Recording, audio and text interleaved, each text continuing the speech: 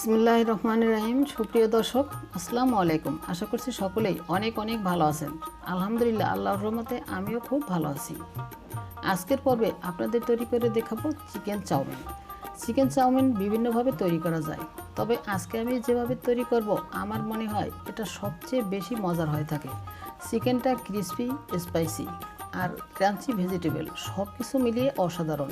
আশা করছি আপনাদের কাছে খুবই ভালো লাগবে। তাহলে চলুন দেখে নেওয়া যাক চিকেন চাউমিন কীভাবে রান্না করতে হয়।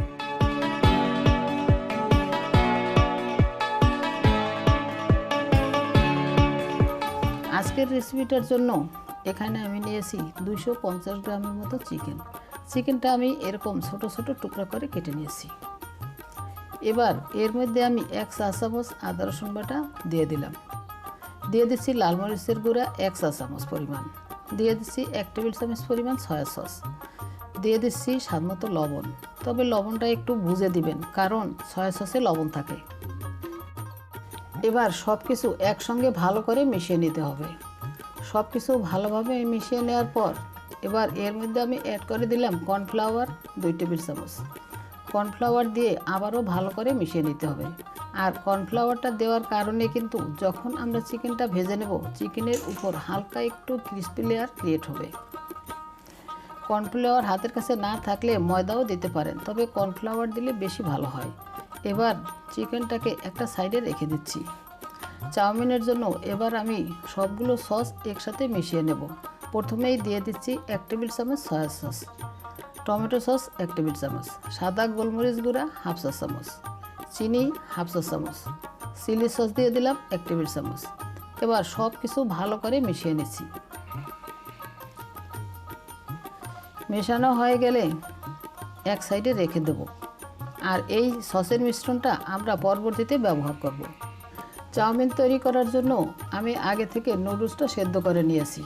আপনারা যে কোনো ধরনের এক নুডলস নিলেই হবে, সেটা মোটা হোক, চিকন হোক, নর্মাল ম্যাগি নুডলস হোক, পোকোলা নুডলস হোক, যার হাতের কাছে যেটা আছে যে কোনো ধরনের এক নুডলস হলেই চাউমিনটা হয়ে যাবে।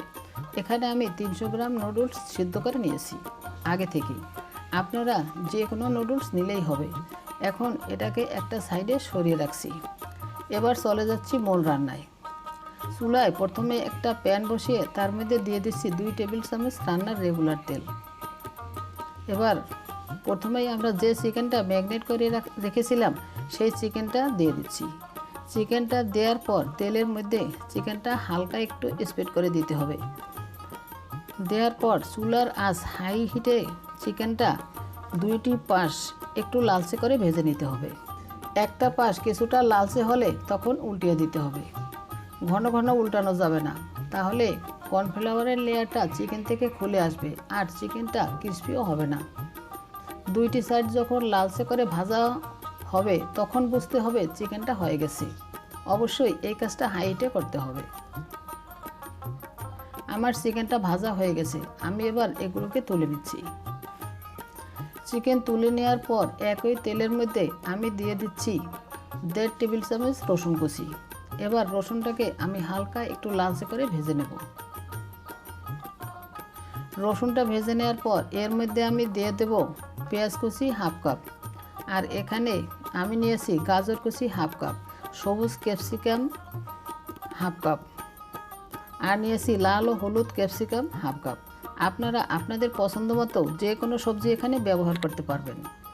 এবার অ্যাড করে দিচ্ছি কয়েক ফালি কাঁচামরিচ ও সবজির জন্য লবণ।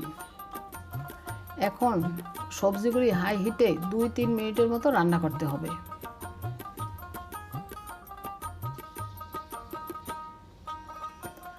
2-3 মিনিট রান্না করার পর আমি যে সসটা রেডি করে রেখেছিলাম সেই সসটা আমি এর মধ্যে দিয়ে দিচ্ছি।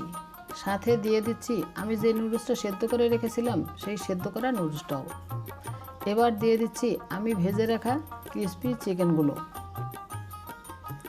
এখন সব কিছু একটু ভালো করে মিশিয়ে নিচ্ছি এবং চুলার আঁচটা কিন্তু শুরু থেকেই হাইতেই থাকবে পুরো রান্নায়। হাই হিটে 2-3 মিনিটের মতো সব কিছু মিশিয়ে নিলেই রান্নাটা হয়ে যাবে। তো আমার চাউমিনটা একদম রেডি। এবার আমি গরম গরম পরিবেশন করে নেব। আর এরই মাঝে তৈরি হয়ে গেল আমার চিকেন চাউমিন, যেটার চিকেনটা ক্রিস্পি, ভেজিটেবলটা ক্রাঞ্চি, আর দেখেই হয়তোবা বুঝতে পারছেন এটা খেতে ঠিক কতটা মজার হবে। আপনারা হুবহু রেসিপিটা তৈরি করে দেখতে পারেন, ইনশাল্লাহ কেউ নিরাশ হবেন না। আশা করছি আপনাদের কাছে আমার আজকের রেসিপিটা অনেক ভালো লেগেছে। রেসিপি ভালো লাগলে একটা লাইক দিবেন, কমেন্ট ও শেয়ার করবেন, আর আমার চ্যানেলটি সাবস্ক্রাইব করে বেল বাটনটি অন করে দেবেন আমার পরবর্তী ভিডিওর নোটিফিকেশন সবার আগে পাওয়ার জন্য। সবাইকে অসংখ্য ধন্যবাদ জানিয়ে আজ এখানেই বিদায় নিচ্ছি। সবাই খুব ভালো থাকবেন। আল্লাহ হাফেজ।